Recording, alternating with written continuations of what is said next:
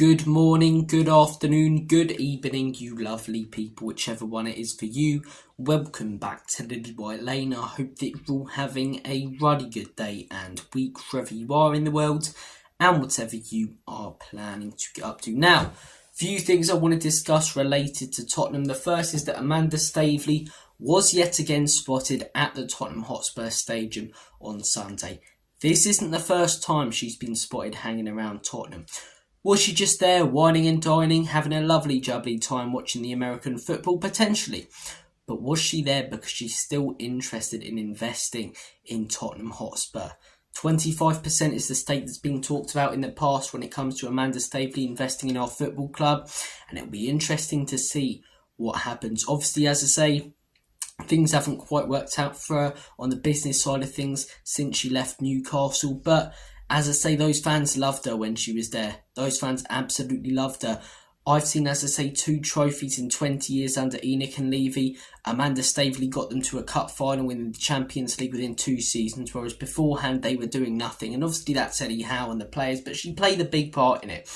In my opinion, as I say, I'd be very, very open to her investing in part of the football club. 25%, it's not a lot, but obviously, you know, Sir Jim doesn't own the majority of Manchester United, and whilst on the pitch it hasn't quite been working this season under Ten Hag, you've seen the investment going in. You've seen a lot of the football operations are actually being handed to him and then put onto Ten Hag and the players.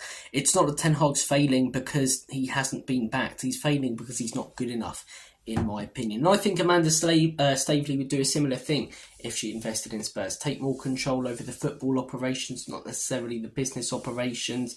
And as I say, help out with scouting and that sort of thing. So, look, I'm not going to pretend to know as much as some people will about the business side of things. I'm a football fan. When people start talking too in depth about Enoch and Levy and, you know, all the profit and breaking even and all that, whilst I do understand it, I don't want to talk about it. You know, this isn't a finance channel. This is a football channel. This is a Tottenham channel. I'd much rather focus on what happens on the pitch instead of off of it. But if Amanda Staveley was to invest, it could make a huge difference to our football club.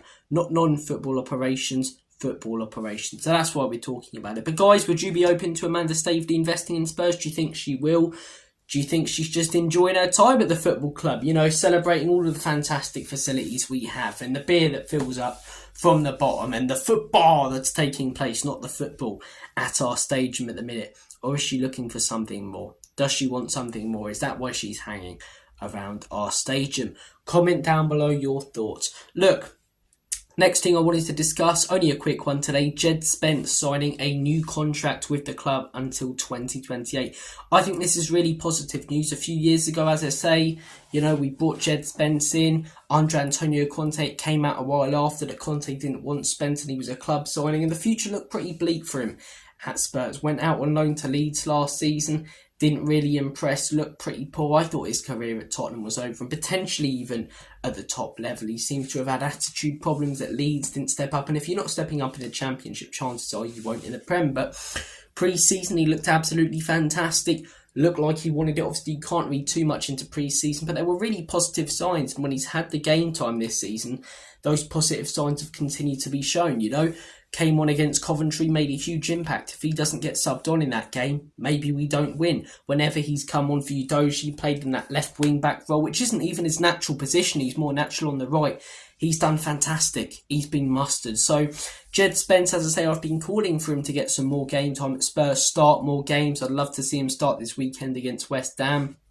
So, I'm glad that we're extending his contract. Obviously, it's a little bit of a risk if this is just a slight purple patch when he's coming off the bench. And if he does get a run of games, he doesn't step up and we see that he's not good enough. But look, he's a player who I do have a lot of hope for, right? Because at Nottingham Forest, he looked fantastic. And I get that Brennan Johnson looked good, but he really stepped up at Forest. He looked like a fantastic wing-back that a lot of clubs were going after. Although the manager didn't want him, we got him. It didn't really work out. You can't blame Conte for that because it wasn't his player. But out on loan, as I say, last season, didn't look like it was going to work out.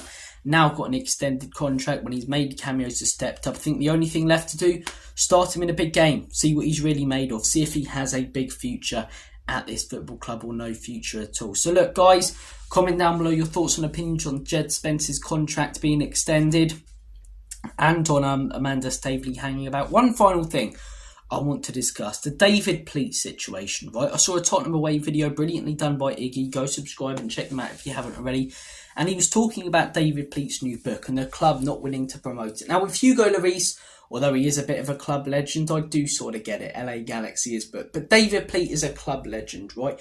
Played for the club for years, managed the club technically 4 times, 2 times as a caretaker boss and twice as a proper coach. He's released a book to raise money for his wife, I believe. You read into it, to raise money for his ill wife and his sick family. And the club won't support and help him out. The club won't give him free tickets to a game.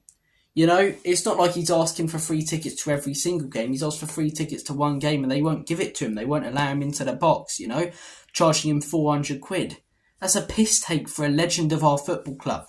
And it leads back to what I've been saying for a long time. The lack of recognition for the history of this football club and the people that made Tottenham the club they are today is disgusting. Where's our Bill Nicholson statue outside, or our Jimmy Greaves, memorial, or our history? No wonder people mock us, as I say, because no one knows about the, Europa League we won or the league titles. It doesn't matter how many years ago they were. No one knows that we actually won those things because they're not shown anywhere. You go to Nottingham Forest, although they haven't won anything for donkey's years, there's recognition of their history. Chelsea, all around the stadium. Arsenal, the Henry statue and all the other stuff. Stamford Bridge, notes and placards and everything outside the stadium. Where is the history that should be shown outside our stadium?